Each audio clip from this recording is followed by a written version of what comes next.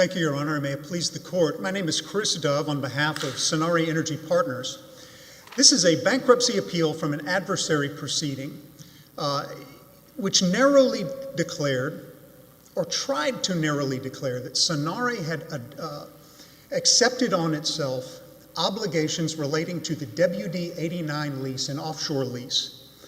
The court said it would go no further than that. It was making that narrow holding, denied all summary judgments on the consequences of that ruling, said I'm going that far and no further. But the district court, in its review, identified what it said adds spice to the case. The WD-89 properties did not transfer to Sanare. That ought to be undisputed. Bureau of Ocean Energy Management refuses to acknowledge that it's transferred because it refused to consent to the transfer. The bankruptcy court had entered an order in Petroquest's bankruptcy stating that leases, federal leases, will not transfer without the consent of the Department of the Interior. And so that ought to be undisputed. But it is. Petroquest claims that it has shed itself of all of the lease, all of the properties, all of the related contracts, in total, not merely their obligations, but they have no further responsibility to BOEM, to the operator, ENI.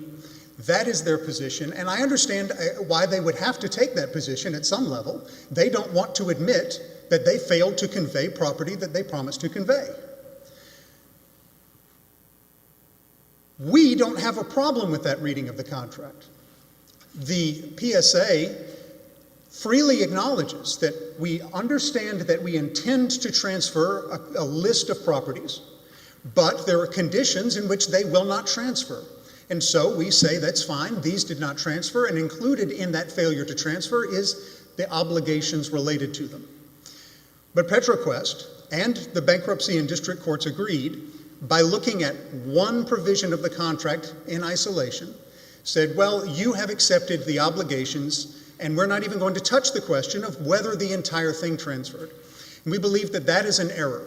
This court should reverse and remand for further proceedings to consider all of the evidence, all of the contract, as one united whole.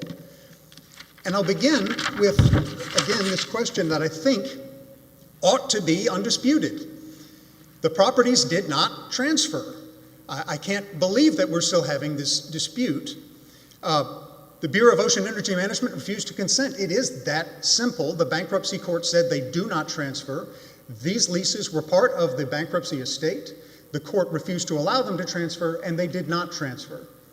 The related contracts, the production handling agreement, did not transfer because there's a provision in this contract, section 9.2D, that says that if you fail to get necessary consent, those assets are not to be transferred. These agreements met that condition. Petroquest has said we think that perhaps that they did not fall into that category because they were not something where they would be void ab initio if consent was not granted. We've shown in our brief that that is not true. Under Louisiana law, the closest concept to void ab initio is that something is absolutely or relatively null.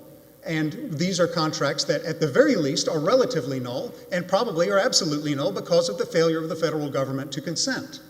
So they fall into the category, they were not transferred. And the logical consequences of that. Does consent make them voidable, or does that make them void ab initio? That is an excellent question, Judge Engelhardt. Under Louisiana law, a relatively null contract is voidable. But what we're saying is that under the contract, when you look at the category, they're describing a category of contracts that will not transfer. And in describing that category, what they say is, if it's the sort of contract where the failure to consent would render it void ab initio, what we're saying is, absolutely, ENI could have gone to a court to say, I refuse to consent, you can't transfer this. But because it is an entire category of things that never transfer in the first place under the PSA, it falls into that category. Petroquest points out ENI never went to get that order, and our answer is, of course they didn't. Why would they? It never transferred in the first place because they never consented in the first place. But it is of the nature that it is void ab initio as understood in these contracts. And so therefore, neither the lease, because BOEM didn't consent, nor the production handling agreement, because Eni didn't consent, they did not convey to Sanare. So what? Well, this creates a situation where the obligations did not transfer either. The bankruptcy court tried to look very narrowly at section 11.1 of the PSA, which says, for assets, you assume all the obligations and liabilities related. Just as it says in section 2.1 and 9.1 that it conveys all of the assets that are listed. Well, that didn't happen here, and it didn't happen in 11.1 either for the same reason. Once an asset fails because nobody consents to its transfer, it is removed from the category of assets. Section 9.2d describes how that can happen. It explicitly says if you fail to get the necessary consent, then it is removed from the category of those that are transferred. In the very definition of an asset itself, which is lengthy and complex because the drafters of the contract chose to say asset has the meaning in section 2.1, and it's a fairly lengthy description. But the way that they describe the assets is items that, to the extent they may be assigned, the following, or these, subject to their terms, conditions, and so, and so on. By defining assets in that way, the contract uniformly recognizes we anticipate that we're going to transfer a number of properties, but there are conditions that have to be met, and if they're not met, they drop out. This is not an uncommon style of contract. It's not exotic that we're seeking to read it this way, but it is a uniform reading, and it's a reading that harmonizes the contract and avoids absurd consequences. Our primary concern is that the way that Petroquest reads the contract results in absurd consequences. BOEM has to suffer that its rights have been abridged by a contract it was not a party to and it did not consent to. Eni has to acknowledge that its rights were harmed by a contract that it did not acknowledge, did not refuse to give timely consent to. And under Louisiana law, as under any Anglo-American law, I don't know about European law, but I imagine it would be the same. If a contract reading leads to an absurd result, then you don't accept that reading, no matter how otherwise clear you think the language may be. Moreover, we have the additional fact that in this case there was the bankruptcy court's order. This all occurred in the context of a bankruptcy of Petroquest. The bankruptcy court order said that the federal lease will not transfer unless the federal government gives its consent, and BOEM did not. It's unequivocal. The record absolutely proves that fact, and we're done. We believe that it is unfair and unreasonable to try to say that third parties' rights were abridged by this, or that basically Petroquest, which had the burden of obtaining these consents and failed to get them because it was not paying Eni's bills, can say, whoops, well, we didn't transfer the valuable properties to you, but nevertheless, you have agreed to accept all of the burdens of that same contract. So where does that leave us? We have a bankruptcy court order that we believe is erroneous, despite the judge's effort to try to render a very narrow ruling. He tried to say, 11.1 says that as you accept obligations of assets, and that's all I'm going to say, and these are assets, so I'm going to wash my hands of it. What the judge failed to do in that limited analysis is to understand that by not grappling with the question of what is an asset, by not grappling with the fact that the contract moves properties in and out of the definition of an asset, that the ruling is essentially incorrect. It's not even right in its narrow view. And what's really remarkable about Petroquest's position in its response brief, which we pointed out in our reply, they embraced the idea that the reason why the judge ruled only as narrowly as he did and refused to go any farther was because he recognized he had no power to tell the federal government what to do when it had refused to consent. This is our point.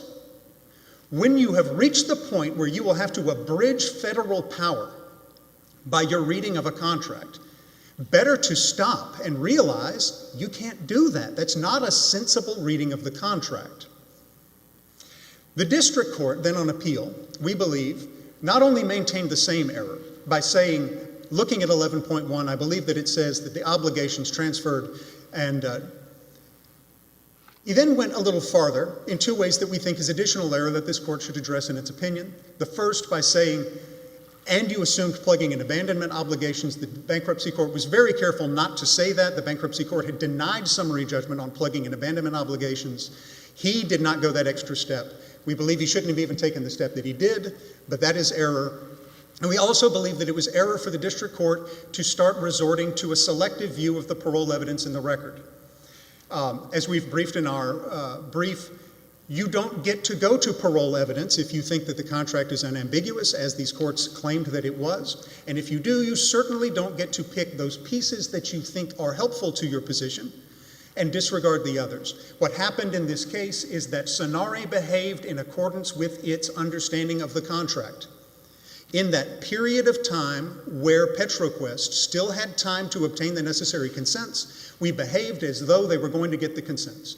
We took all of the steps we had to under the contract. We were a good corporate citizen in that regard. But when that deadline came and went, everything fell apart and our position changed accordingly. Eni started saying, I'm not dealing with Sanare despite your efforts to make me deal with them because we didn't consent. Sanare said, Eni won't talk to us. What are we supposed to do? All of those should have been considered by the district court if it was going to consider parole evidence at all, but it shouldn't have considered parole evidence at all when it said that it was unambiguous. We believe that the contract is unambiguous in our favor, or as we've briefed, alternatively. If this court believes that the bankruptcy court's ruling cannot be sustained, and we believe it cannot, you can remand for further findings because it is evidently ambiguous. That is a matter of law for this court to decide. Either way, reversal and remand would be the appropriate response. If the court has any further questions, I would be glad to answer them. Thank you, Counsel. Thank you.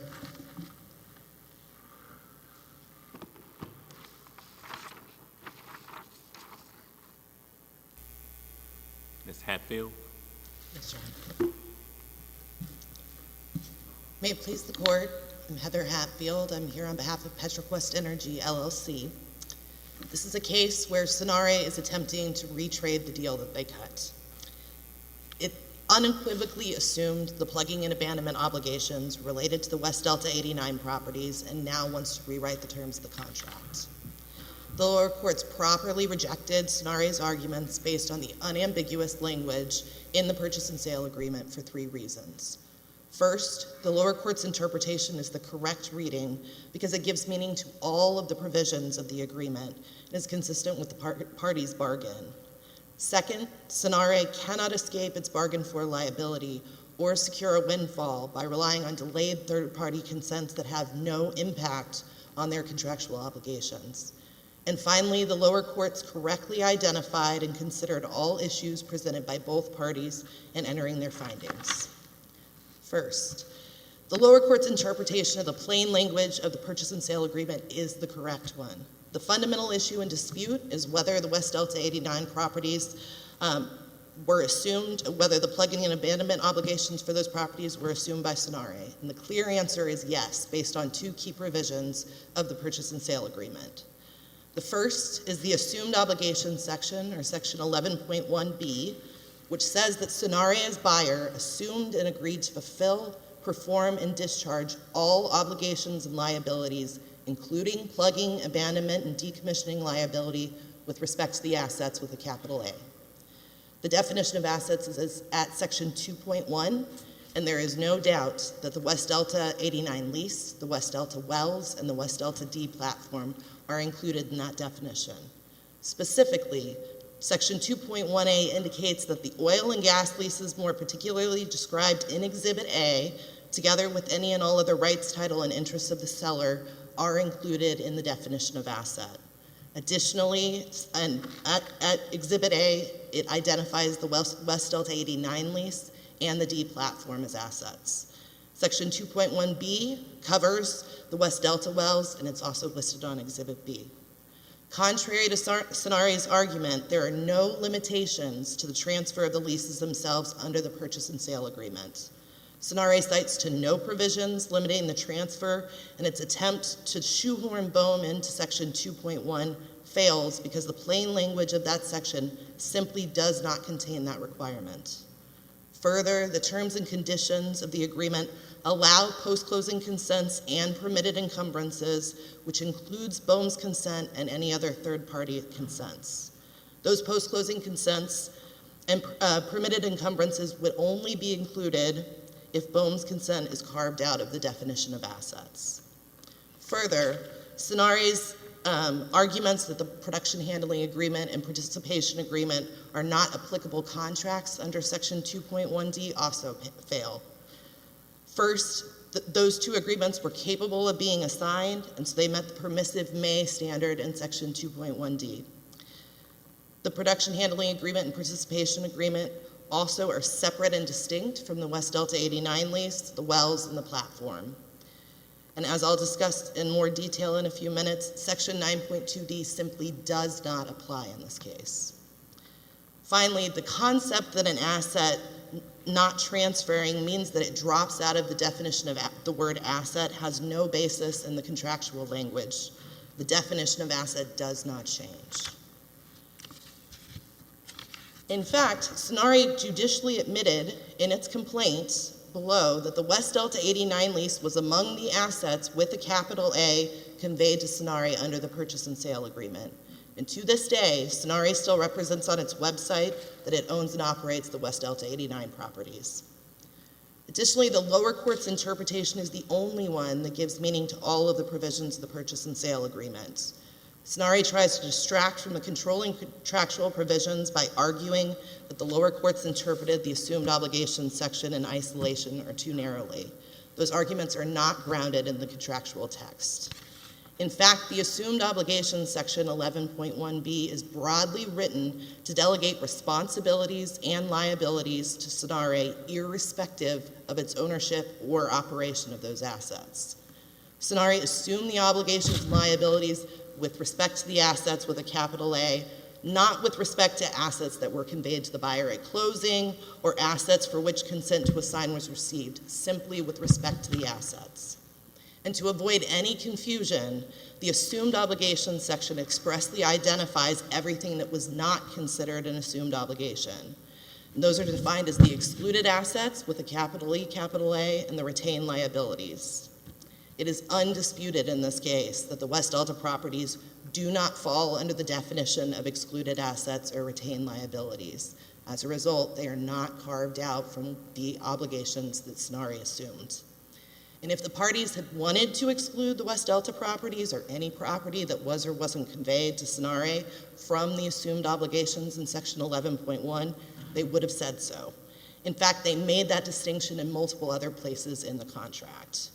For example, Section 8.1, the confidentiality section, draws a distinction between such portion of the assets with a capital A that are not conveyed to buyer and the excluded assets. And that's important for several reasons. First, in saying that there are portions of assets that are not conveyed to the buyer, the word asset is still capitalized. So an asset may not, whether or not it was conveyed to the buyer, would still fall under the definition of the word asset.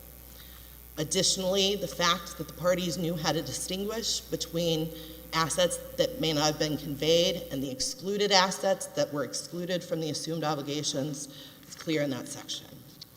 Sanare's interpretation would also render several other provisions of the purchase and sale agreement meaningless, including the sections that discuss permitted encumbrances, pre-closing responsibilities, and assets with negative value, to name a few.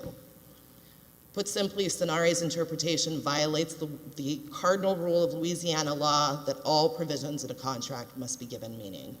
The lower court's textual analysis construed the purchase and sale agreement the way that gives effect to all provisions and should be affirmed. Additionally, the lower court's interpretation is consistent with the express purpose of this contract, which was to assign the plugging and abandonment liability to Sanare. Petroquest had held multiple properties in the Gulf of Mexico and wanted to get out of the Gulf in order to mitigate its end of lease liabilities. So as a result, in the purchase and sale agreement, Sanare agreed to assume all of Petroquest plugging and abandonment liabilities for all of its Gulf of Mexico assets with a capital A. And in exchange, Sanare paid $0 to Petroquest. Instead, it received a $3.75 million payment from Petroquest toward future plugging and abandonment costs. And after agreeing to the terms of the agreement, accepting the $3.75 million, operating the West Delta wells for multiple months, collecting revenues related to those wells, and billing joint working interest owners, and then unilaterally deciding to cease production on those wells, Sanare now denies that it owns any plugging and abandonment obligations. Put simply, the lower court's interpretation is the only one that results in the outcome that the parties always contemplated. And Sanare now wants to argue that their interpretation the Petroquest interpretation would necessarily lead to a windfall for Petroquest, but it's exactly the opposite. Sanare's interpretation results in them benefiting from everything related to these particular assets and them unilaterally making the decision to shut the wells in so that the lease would expire, but avoiding all of its obligations and liabilities as it agreed to in the purchase and sale agreement. Second, Sanare's focus on Section 9.2D, or the transfer restriction section, is meant to distract from the relevant issues at hand. Section 9.2D and that entire argument is a red herring because it doesn't alter the definition of the word asset, nor does it alter the language in Section 11.1B. Put another way, even if Sanare is right and they prevail on their 9.2D argument, it would only change these assets would then become excluded from the assets to be conveyed to buyer, still with a capital A. It does not result in the definition of the word asset being changed. Additionally, Section 9.2D does not apply to the West Delta 89 lease because the lease doesn't include any language requiring consent from a third party to transfer, and Bone's consent is expressly excluded under the language of Section 9.2D. Sanare attempts to distract from this fact by pointing to the consent language in the production handling agreement and participation agreement, but nothing in those documents makes passage of the lease itself contingent upon consent to assign those agreements. Further, Section 9.2D only addresses and implicates a very specific type of consent. The exclusion procedure that's set forth in Section 9.2D says the failure to get a consent that section would not apply unless the failure to timely obtain that consent would cause the assignment to either be void ab initio or the termination of a lease. And that Section 9.2D does not apply to the consents at issue because the type of consent that it addresses are not present in the production handling agreement or participation agreements. There are multiple types of consents to assign. The types that we see in Section 9.2D are what are considered hard consents, the highest level of consent. So failure to get the consent would result in the contract being terminated, the lease being terminated, or the agreement being void ab initio. The language in these two agreements is instead that consent cannot be unreasonably withheld, or a soft consent. So put simply, Section 9.2D has nothing to do with the type of consent to assign provisions in these agreements. As a result, 9.2D should not even be considered as a part of the analysis as to whether Section 11.1 and Section 2.1 apply. Additionally, as was mentioned earlier, at best, the types of consent to assign provisions that we have here would result under Louisiana law in potentially the contract being relatively null as opposed to absolutely null. Under Louisiana law, absolute nullity is equivalent to void ab initio, and as I've said, that doesn't apply to these agreements. With relative nullities under Louisiana law, the counterparty to the agreement, either NE or CLNF in this case, would have to go to a court and ask for that particular agreement to be held to be relatively null. Not only did that not happen in this case, but NE and CLNF, it is undisputed, actually consented to these assignments in August of 2018. So not only did they not go seek to have these agreements nullified, they actually ratified the agreements. Next, Sanare's arguments regarding BOEM are also a red herring. Sanare now argues that BOEM's failure to approve the transfer of the West Delta 89 properties before the lease expires changes the West Delta 89 properties, whether or not they were assets, and that's wrong. BOEM's consent is not required for Sanare to assume the obligations and liabilities in the assumed obligations section. Again, it does not change the contractual definition of the word assets, nor does it change the language in 11.1b. And in fact, the parties contemplated the possibility that BOEM's consent may not be obtained and provided for that possibility in the purchase and sale agreement. Section 9.2a expressly carves out post-closing consents, which includes BOEM's approval. Petroquest representations and warranties regarding the existence of consents to assign exclude customary post-closing consents. The parties also list post-closing consents as permitted encumbrances in this agreement, and the special warranty of title that Petroquest provides expressly excludes permitted encumbrances in that warranty. Additionally, Section 6.1 of the agreement says that the parties agree that operatorship may not be transferred either and provides for that contingency as well. Next, Sanare argues that the language in Petroquest confirmation order regarding the need for BOEM's consent in transferring a federal lease also prevents the West Delta lease from being an asset, but this too is wrong. Petroquest's agreement in the confirmation order did not change the contractual interpretation of this issue. It simply restated that from BOEM's perspective, BOEM's consent is needed to transfer a lease, and that's always been undisputed. However, as between two private parties, they can assign plugging and abandonment liability as between them, and that's the issue we have here. Sanare wrongfully claims that Petroquest takes the position that BOEM cannot deny a request to assign a lease. Petroquest readily admits that BOEM has that power, but the question is, despite who BOEM may look to do the plugging and abandonment work, whether or not the agreement at issue provides for how that work is going to be done. Additionally, Sanare argues that the lower court ruling strips BOEM and other third parties of the right to refuse an assignment, but as I said, BOEM absolutely can refuse an assignment. The question is whether Petroquest can look to Sanare to fulfill those contractual obligations. And Sanare also argues that BOEM did not consent to the transfer of the West Delta 89 properties before the lease expired, and as a result, this takes this contract out of being an ordinary contract where the parties can allocate responsibilities and liabilities. But that's exactly what the parties did.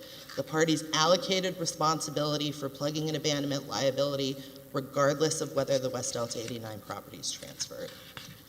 Finally, the lower courts correctly identified and considered all issues raised by both parties in reaching their conclusions.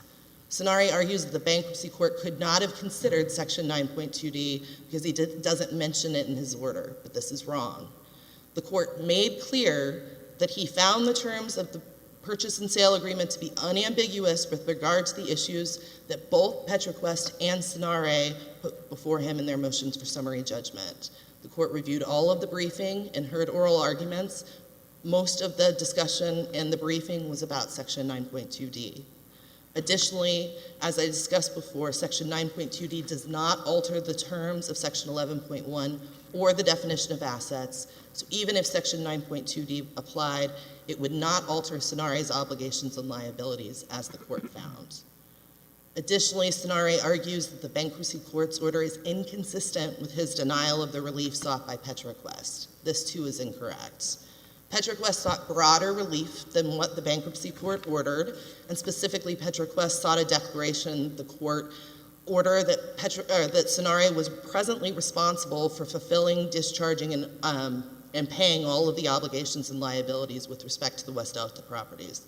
The bankruptcy court instead narrowed his holding to find that the West Delta lease, D wells, and the D platform were assets, and under Section 11.1, all of the obligations and liabilities were owed. Additionally, the district court's affirmance of the bankruptcy court's interpretation was also correct. The district court agreed with the bankruptcy court's interpretation of the assumed obligations and definition of asset section, and that was the key finding of the court. The district court did not rely on parole evidence in affirming the bankruptcy court's holding, and Sanare conflates the court's citing of undisputed facts with the findings that support that holding. Finally, the court's reference to any facts in its order confirm rather than contradict the terms of the purchase and sale agreement. And certainly the court's reference to Sanare's P&A obligations was simply a restatement of exactly what Section 11.1b says. In conclusion, Sanare is attempting to retrade a deal after the fact and avoid its bargain for obligations to plug and abandon the West Delta 89 properties. There is no doubt the West Delta 89 properties are identified by name as assets in the purchase and sale agreement. The plain, unambiguous language of the purchase and sale agreement makes clear that Sanare assumed the obligations and liabilities set forth in Section 11.1. This court should not allow Sanare to rewrite the terms of the agreement after the fact and should uphold the lower court's holding. Any questions? Thank you, Counsel. Thank you. Bottle.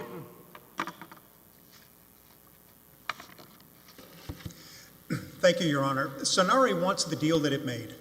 We're not trying to change the contract. We want to enforce the contract that was written. To begin, a couple of points that my colleague made that I think should be clarified. The parties assigned in the contract these properties a $1 million value. They were not thought to be a pig in a poke.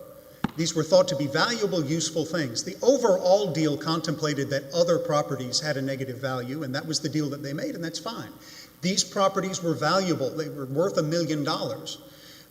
And when they did not transfer because BOEM refused to allow it, that creates a problem. The other point that I would like to make is that we did decide to shut in the wells, but when we did so by and through Petroquest, with Petroquest's consent, because Petroquest had to, because Eni had not consented. We were handcuffed by the fact that the consents were not granted. We had to go to Petroquest and say, you need to do these actions because these things have failed, the transfers have failed. So the facts support what we're saying. We're not being inconsistent in our reading of the record. Another thing that my colleague talked about was this supposed judicial admission that we made. We addressed this in our brief, so to briefly talk about this. At the time we filed our petition, what we said was that the WD-89 lease had transferred. Well, at the time we filed it, that's what we thought. BOEM had not yet ruled on it. They took an uncommonly long amount of time.